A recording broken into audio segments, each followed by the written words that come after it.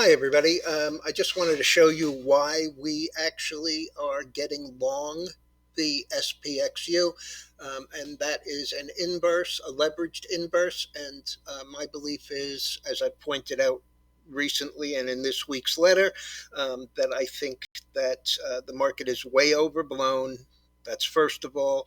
But more importantly, the rally has been very narrow. I can't tell you the last time that I can remember seeing more new highs than new lows, even with this gigantic move. And, uh, volume is down a little, and generally volume precedes um, the move. And so, even though we're coming into the summer season where we're going to have a slowdown in trading, that doesn't mean that the market has to go up or down. But I think that this debt ceiling issue is a sell on the news. And let's also remember that an agreement in principle is not the same thing as a voted and accepted agreement. So I'm sure there's going to be at least one more blow up. But on a technical basis, this is the daily. And these lines, these light blue lines, are the Bollinger Bands. And what we have in the Bollinger Bands, I will show you, is actually pretty interesting.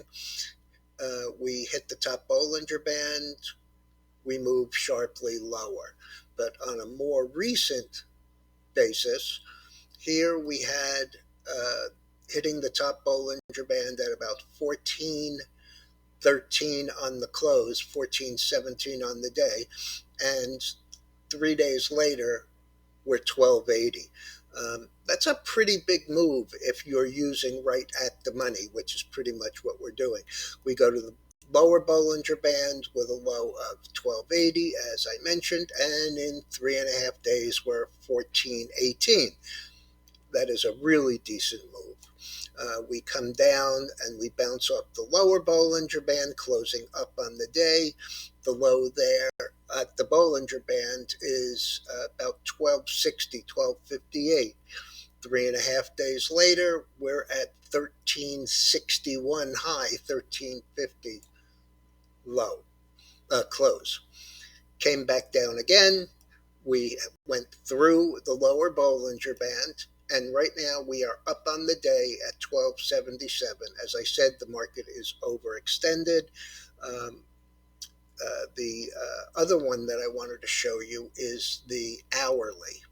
On the hourly, which is to say that it's relatively a short term deal, um, hit the Bollinger Band, same as the rest of it. Hit the Bollinger Band, and this is an hourly. So this was this morning, pretty much at the open. The lower Bollinger Band, the low on the day on the hourly is 12.44. So we started right back up, and what's different about this chart is that the MACD on a shorter term basis is turning to the upside. We paid 26 for the SPXU, which, as I mentioned, is an inverse. We bought the 6/9, so not this Friday, but next Friday's expiration, to see if it really starts to move. Because while this shows a great area to be getting in, with the upper Bollinger Band up here at almost 14, we're along the 13s at 26 cents. The last there is probably around 30 cents. So there you have it.